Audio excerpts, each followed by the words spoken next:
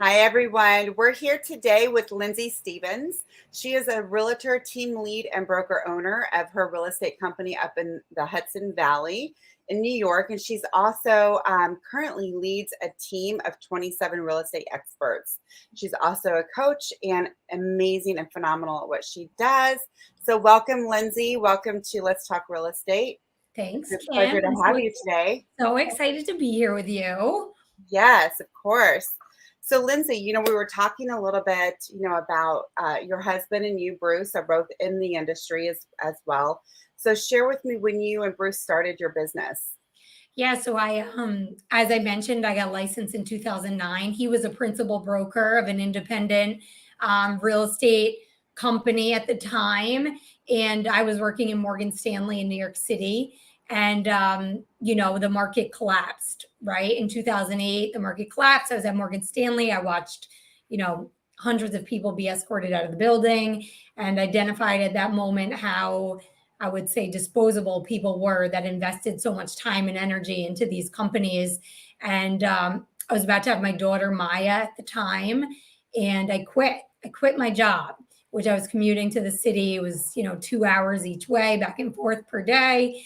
And he said, maybe you should think about getting your real estate license, which at the time I was young, I was 27 years old. And I'm like, okay, that sounds good. Not understanding that we were about to be in like the biggest real estate meltdown in history. I got my licensed, and I didn't know what to expect, didn't have any expectation, didn't know what a good market was. So I got licensed in a really, really bad one. And it taught me a lot about persistence and perseverance, and how to work hard to get deals done because nothing was moving. I was telling you, we're about 90 miles north of New York City, small little mountain towns, population of 7,000 people, not in a market that would move real estate. And a lot of people were upside down, saw a lot of foreclosures happening, just a lot of really unfortunate situations for people. So, yeah, that's when I got licensed, painted the walls of my office, 9 months pregnant, gave birth to my daughter Maya, nursed my babies. Nobody called, nobody came. There was a lot of nothing happening for a while, but raised my kids here, built a business during a downturn, and here we are. So, we're having a lot of conversations around that actually, because we are in another market shift. So, that was your first time, obviously you just got into the industry. It was your first market shift. Do you see things differently now that we're in another market shift? Were you able to identify certain things ahead of time because you did start your business in the downturn? Yeah, I mean, I like challenge. I feel like when the going gets tough, the tough gets going, right? Like it's easy for people to do well in really frothy markets in any industry. And I think we lost a lot of the hard work and the professionalism. And there was a lot of people that entered the industry that, I'm always about raising the bar. And I feel like there's just this level of the real estate agent reputation that's very, very low. And I think it's a chance for people to be different and show up and do the things that make us professionals again, and really showcase who's good at what they do and who's not good at what they do. So I think there's opportunity in every market, and a lot of opportunity in a stabilizing market. So I'm excited for it. Our team is doing really, really well. And I just keep, reiterating, like, this is the time to show up and be the best and be different and stand out. So, how many agents do you have at your team brokerage now? Yeah, there's 27 of us. Total of 27. Yeah. And so I know you're really big on accountability. You spoke at one of our fast forward movements about accountability. I love accountability, right? And I think that you live and breathe it, right? And so you also lead people into it with the accountability. So share with me how you work with your agents, and you're also a coach. So how do you work with your team, your coaching clients when it comes to accountability? Yeah, I mean, I think through a lot of the ecosystem we're involved in, I identified that by Yes. telling people what to do and continuously like KPIs or, you got to do 20 calls a day, you got to do this, you got to do that, they shut down. It doesn't penetrate them. They're not emotionally attached to it. So I learned that in order to get anybody to do anything, you have to get them to be invested emotionally with something that is meaningful to them. They have to have the buy-in, right? Yeah. So what is it? Why are you here? It's the first exercise I do with my team, with every new agent on the team. Why are you here? Like, we do a very deep exercise, and now, we onboard in groups where then the group shares like what their background is, the struggles they've been through, why they've identified real estate as a direction that they want to go in, what their ultimate goal is, to single moms, to buy their kids a house, to build a home, to get out of situations, to break the cycle because my dad worked 3 jobs and I don't want that to be the way I live my life for my kids, whatever it is, so that you can remind them, right? Like, this is what you told me you wanted to accomplish. This is what you set for your commitment. How are you going to make that happen by doing the activities that you're doing now, right? Like, you're not meeting the expectations. You're not doing what you said you're going to do. Therefore, like Shep's exercise, like walk up, close your eyes, walk up to the person you love, tell them you're not going to be able to deliver because you're a coward, like that, Yeah. So, getting them to be really clear on what they're doing things for and why. To be clear on their vision. Yeah. And I think real estate is a vehicle. It's just the vehicle, right? Like, we're here, real estate, the house is what we're selling, but what we're trying to accomplish is so much bigger than that. And I really do believe that anything you want to do in this life can be achieved through what we do. I mean, I think we're in such an unbelievable business that there's no ceiling for anything, So we just have to put that ceiling on ourselves. Our own restrictions are all driven by our own mindset, right? Yeah. And our own perceived, values or no value, whatever it may be. But so tell me so you really get very personal with your team, right? You're getting on a level that most, like if you're in corporate America, people don't get on that level with you, right? In fact, they don't really pursue that because of other reasons, right? Yeah, it's work. It's a job. It's show up, and we're human beings, right? There's a lot of things that happen in our lives personally. I mean, I've gone through I had a really long traumatic year, and a lot happened, and I have to share that, right? And that took me a lot of coaching too. You have to be vulnerable, Lindsay. Your team has to see you as a human being, not a robot. And we did an exercise the first of the year, a vision board exercise, and I broke down in front of my team. And I think it was the first time they realized that maybe Lindsay is not a robot. Maybe she is a real person. I lost my mother-in-law, just a lot of things were happening. And, I have to work on that too, showing people my emotions and owning it and asking for help and making mistakes and being being a human being. I think that's fabulous, first of all, because as a team leader, when you're leading and you're accountable for 27 agents and their income and their production, their training, I can tell you take things very personally. So, and I do as well. And I share this with my agents and other agents that I know that lean on you and rely on you and the company. I put it very granular for them. I say, listen, and I'm very serious about this. If you tell me that you want to make 100,000 a year, 200,000 a year, I can get you there, right? You just have to follow along and put in the work. But I take it extremely personal.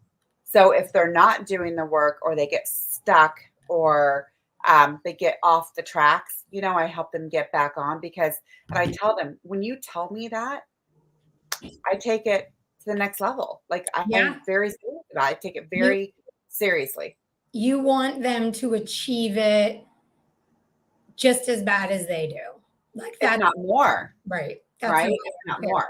Mm-hmm. Right. And so um, you know, talking with the team, and when they see that you are on that level with them, like you have to get down to their level. A lot of team leads, I see mistakes being made where it is just like that. You're a robot, you're untouchable, you're not personable, you're not there to pick up the phone, you're not there to answer the emails, you're not there to help them walk through a transaction or even put together comps for to help them write comps. Do comps on an offer that they're going to talk to a buyer with. If they don't know what to say, going back to our scripts, if they don't know what to say, how to say it, or when to say it to the client, they can't move them to the next level, right? And Yeah. so bringing down those walls and making them feel like this is a family and it's home is a huge value. And Yeah. that's what sets you apart from the other teams or team leaders, brokerages, or single agents out there. So, how many agents are in your market? There's about 1,200 agents in our MLS. Yeah. Okay, So, nothing like the markets you're in, but, and about 50% of them, like any market, don't sell any real estate.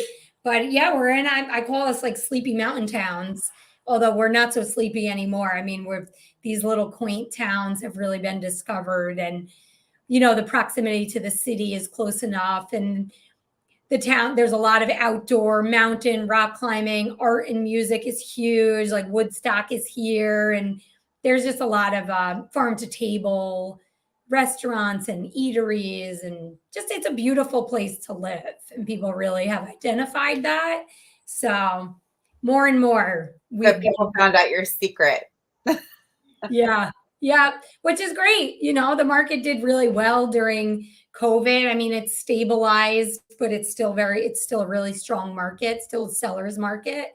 And I love the new blood. We live in a college town, so the kids are back and playing beer pong on their front lawns at 9 in the morning. And there's just life where we are in this town. And so it's been great. It's been great. So you've sold. So what are you doing with your team? Because I know you do a lot of production. So small town, sleepy town, a town that a lot of people might come in and do short vacations, from the city. How many transactions did your team sell last year? 213. So Wow. Okay. yes, and we're on pace to do about 300 this year. Obviously, with the stabilizing, we're probably going to fall a little bit short of that. But yeah, we do a decent amount of production, and the team does well. Obviously, we're very involved in the community. I built a business on being involved in the community. I think people are looking for an easy way to generate business, Yep. and through a more complicated means. I did a lot of chamber. I did a lot of networking. I went to a lot of local businesses. I was a new mom at the time, so was very involved in the mother groups and places where new moms were. And that's literally how I established myself here, was just being involved in my community. I don't think you need to spend $100,000 on Zillow or have this lead source or that lead source. I think you're stepping over real opportunity with just like being like sweat equity, which is just Yeah. showing up and also coming from a place of no The expectation. face to face, belly to belly, Oh yeah. And I Yeah. hate network. I shouldn't say I hate networking. For me at the time, like having young kids, I didn't love going to networking functions, but it really was invaluable for my business and for the company and the team. It really, the referrals of the community and people we've just, I'm like, you're my family. Like I love people. Mhm. So like you So do do you guys business do with. community events? Are you doing community events with Yeah, the we do community as community well? events. We've done local business spotlights. We volunteer, we donate, we sponsor, wherever we can be to contribute, we're going to be. I coach a girls running program. I do that because I love it. And, we live here. Like I say, these are my people. Right. So, okay. So if you're a new agent or even an agent on a team, right? And you're wanting to get more involved in the community, what would be 3 or 4 top things that that agent you would recommend that they do? Yeah, I mean, I think you should find the local chamber, get Okay. involved with it. Depending upon the age, there's a lot of great young professional groups. So, like a local chamber, young professional group, find the mixers, see what's happening. There's groups all over outside chambers that are doing networking events all the time. I'm very big on social media. So, Mhm. getting involved in the community pages on social media, not selling yourself, but truly just being a resource and providing More value like and a contributing. resort? Okay. I really think social media, whether we like it or don't, is the best way to reach the most amount of people for free often. So I think and I tell my team, go up and down the main street in your town and literally walk into every business, take a video. Hey, I'm outside the Village Grind today. This place just popped up. It's got such amazing coffee. Wanted to just take you guys inside, meet the owner, introduce yourself, and just everybody. I mean, I talk to I love people. So, Yeah. no matter where I am, and I'm from New York, and I was on Zoom yesterday. I'm like, I drink a lot of coffee. I'm from New York. I talk a lot. I just meet as many people as I can possibly meet every day. And And I so don't say, oh, are you looking to buy or sell a house? I just say, oh my God, what are you doing here? I take pictures of people that are taking selfies. Can I Mhm. take your picture? Oh, my name's Lindsay. What brought you here? Because there were, a lot of people are from out of the area. So. Nice, nice. So you sold, okay, so going back to selling 213 homes, what what's the mileage of that? Like what's the area? Like is that like a 40-mile area? Is it like Yeah, your so market? we What's your market? Yeah, so we hit like 3 counties, which for Okay. California would probably be impossible. But, we're about, I'd say like a Our 30 traffic's a little mile bit of an issue here. 30-mile radius. For us, Okay. we'll go about an hour. So each direction, which would bring us into sometimes into a different state. So we can hit the towns very easily. So, there's multiple different towns within 10 miles, 15 miles. So yeah, we go pretty wide. But Okay. again, we go deep. That's what I tell people. I was on a coaching call yesterday. She's like, I think we're gonna go big. I'm like, no, go deep. Like Yeah. focus on the market you're in and saturate it and make sure everybody knows who you are and then go wide. So I think that's what people, forget to do. You absolutely. I mean, you have to do what you're most comfortable with, right? And so I feel like if you go wide, you can't control what's around you. You can't really be the expert, right? Yeah. So, but on the flip side of that, if you go super deep and then you get somebody that wants you to represent them in an area that's not in your backyard, then you kind of have to go into what? Like, how would you handle that? Yeah, I mean, we'll serve. I always tell people we'll service all of it. But in terms of dominating a market, I think that's where you need to go deep. Okay. And really, like I defined New Paltz is where I am. And New Paltz is where my office is. And New Paltz is a place I'm very, very passionate about because I'm a runner and an endurance athlete. And these are my people, right? The people coming here are coming to be outside and climb and ride their bikes and just they love the outdoors. So I feel like I can connect with them and it's easy. It felt very easy for me to sell here because I love it so much. Okay. And so that was my market. But I go way beyond, we go way beyond New Paltz. But that's where like we identified when we opened, like that was going to be the market we were going to focus on and dominate it. And then once we did that, we would start infiltrating beyond. Okay. So a small town like yours, right? Um, when you are, I mean, I know you do online leads, right? And so when you are a destination, would you call yourself a destination or a tourist area for Oh, that yeah. much? Okay. Yeah. Mhm. So when you, where do you go? Where do you market to outside to bring people to your market?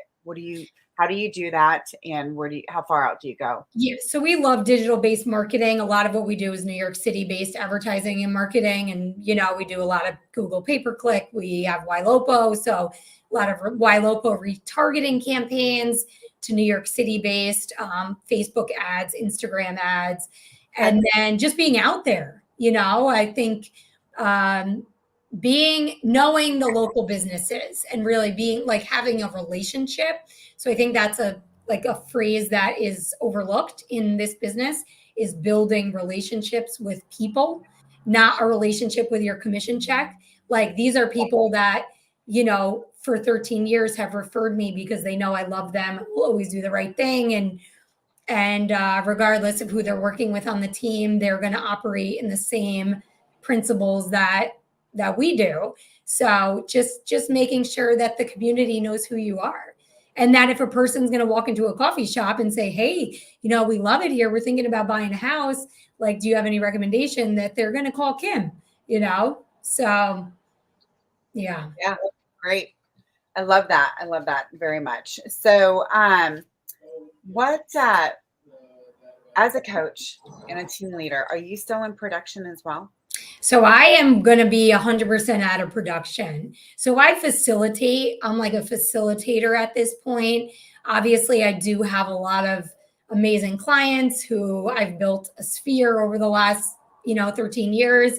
But I bring in agents to kind of act as me and just let everybody know I'm here. If you need anything at any point, don't ever hesitate to reach out. But I found that I don't have an ego. I don't need to be, the show. I really do want all the agents to do very, very well and make good money. And so I want the opportunities to be given to them. So I've to lead them, right? Yeah. And be successful, kind of going back to what we were saying before, where, when you're bringing on these agents and you're getting to know them, you're really vested in them, right? You have an interest in them being successful and building their businesses to the levels that they want to build them to, right? And helping them succeed. So do you have any teams that are building underneath your team brokerage? Do you have any? Yeah, I mean, we definitely have agents on our team that they've teamed up together. Okay. We have teams underneath us, obviously, just because of the EXP ecosystem. But within our team, we definitely are seeing agents sort of pair up and dominate and work together because obviously you identify that you can do more with a team of people than you can do by yourself. So we encourage that. And, I always tell everybody, like, I feel like my vision for myself is to be the springboard to take you to the next destination. I'm not holding you hostage here. I don't have shackles on you.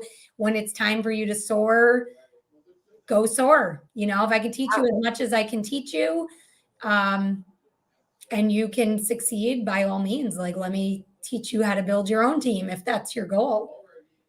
And so what kind of support system do you have for the team or for the agent when they come on? Sorry. Yes. So we identified that we really needed to onboard agents in a more proper fashion, not the old school, like, hey, welcome to the team, good luck, which is kind of what we did. We have a 2-week onboarding now. Every day is a different sort of block. Like I told you, the first day is deep dive, interpersonal, sort of, why are you here? What are your goals? Identifying what their commitments are.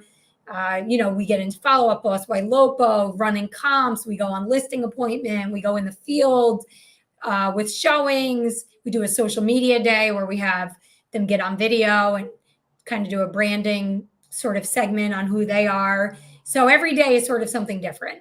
And then we groom them. We get them ready to get on Zillow Flex and take calls and make sure they understand the CRM. And so, I had this mindset, new agents are so much work and they don't know what they're doing. And now I'm like, new agents, bring them on. I love them. I want all the new agents because they don't have any bad habits. And our new agents are doing so well. And if you ask them, like, why? They say, I just do what I was told to do. They do what they were onboarded to do, and they don't know any other way. They don't know any different, right? Yeah. They just don't know any different. sometimes that's better, right? Totally. Like you I love said. it. I Yeah. love new agents. I feel like they have this stigma. Nobody wants them, but I do. I'll take all the new agents. Yeah. I'm right there with you 100%. I just feel like they are a sponge and they're moldable. I mean, I do believe though, whether it's a new agent or an agent that's, I even like agents that have been, with another brokerage for a year and Yeah. they've just not had the support because then they're also super appreciative of the training that they're getting and the mentorship that they're getting Yeah, too. because they know, they understand they're coming out of somewhere that maybe didn't provide that, and, they appreciate it. And we have a lot of agents even with we have agents, that are with EXP, but not in our downline that identified that they needed the support of the team, and, that's amazing. So we bring them in and groom them, and they're yeah, as much as we can possibly give and pour in, that's what we do. And I'm in the trenches, I'm in scripts and role playing, and I show up to everything. I try and not miss anything and lead by example. And, I think it maybe sometimes people can forget how much work and time and energy I put into it because maybe I'm not in I'm not on showings and doing the things that I did for 13 years to get here. But I mean, I worked 7 days a week. I had a motto, no days off. I'd brag about it. And I never took a day off. I'd be out with 5 sets of buyers on Saturday and open houses all day Sunday. And it was just a grind. It was a Yeah. grind. And now I teach people don't do that. Don't do what I did. Don't be so available all the time. But it takes a lot of time, effort, and energy to build it for sure. What I think most don't understand, even our customers, right? Even the consumer, they don't understand how many different balls and avenues that we have to navigate each day. It's not just a quick, simple, let me list your home. Okay, we're going to put it on the MLS. Now they can go with agents that do that. It's fine, right? But there's so much more to it, and there's so much more to know and to learn and to navigate. So having someone like yourself where they can come and learn under and be safe and make mistakes and fail forward, kind of at the expense of you or myself, really, at the end of Yeah, the day, we're there to pick them up, and provide them with the tools and the systems and the processes and the accountability to really help them learn, slow it down and really learn what to do so they don't make the kind of mistakes that we had to make.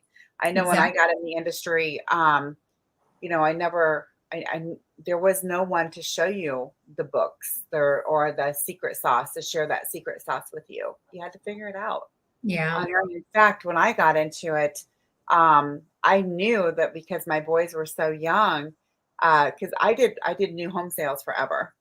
And then I moved out to California and I thought, I'm not going to do new home sales. I'm going to get into resale, right? Because I'm going to raise my boys.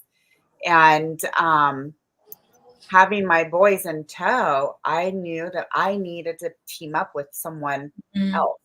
I needed that, so if I wanted to have a Saturday off, I wanted to have another, hopefully mom that understood and we could switch off. And the brokers were 100% against it. They would talk you out Yeah. of it. And I just didn't understand. I'm like, what do you mean I can do more? And I even knew that then, right? So I found a lender that understood and could help me, and switch off so that I could still have an open house on a weekend. And if I need Yeah. to go leave and show a house, I sold 2 houses by like that. Yeah. She'd stay and I would just leave and go sell a house. So the whole team concept is just brilliant. It's needed to be in our industry for a very long time, a team within a team, even, and just the collaboration because you and I are part of the same coaching system and even the same brokerage, and the collaboration is off the charts. Yeah, it's amazing. It's invaluable. It's helped us grow so much. I lean on people all the time. I always All the say time. I'm a lifelong learner. Like I'm Learner. on every Zoom. I'm on as much as I can possibly learn, just to take and teach and pass along. I'm always trying to grow myself too. That's the goal, right? Yes. And so a little bit here, we're almost done, but I just wanted to also tap in. So you're a marathoner, right? And so, like you said, I watch your videos. I'm just so proud of you and envious of you. Oh, You do such a great gee. job. Girl, you just go, go, go. And I think you just got Bruce into it, your husband as well, right? Yeah, we just did a pretty gnarly triathlon actually, which is swim, bike, run. So, that's the thing with me. I'm like, I finished something and I'm like, okay, what's crazier? What can I do that's even crazier? So, yeah, we just So finished. what's your next one? What are you doing next then? I don't know. I got my eyes on Ironmans, but that's a big deal. Wow. So, haven't fully committed that to that yet. Have you done the Boston Marathon yet? I've never done Boston. I've Okay. never, and I love, actually, Boston is my dream. I've wanted to run Boston since I was a little girl. I actually qualified for Boston. You need a qualifying time. So I Mhm. ran the New York City Marathon last year, qualified for Boston. And so yeah, it's on my radar for sure. Well, I have no doubt that you will definitely be running the Boston Marathon in your future. I have no doubt about that. And again, Lindsay, I just want to thank you so much for coming on and sharing some great secrets and advice and just being the amazing person that you are. I appreciate you so much. So grateful our paths crossed. Kim, I always, I think the world of you. So I appreciate you so much. You too. Well, hopefully I'll see you in Tahoe. And if not, I'll see you at the next event. I'm sure soon enough by the end of the Yes, year. I'll see you definitely. somewhere. Okay. Take care. Thank you so much. Okay, you take care too. Bye.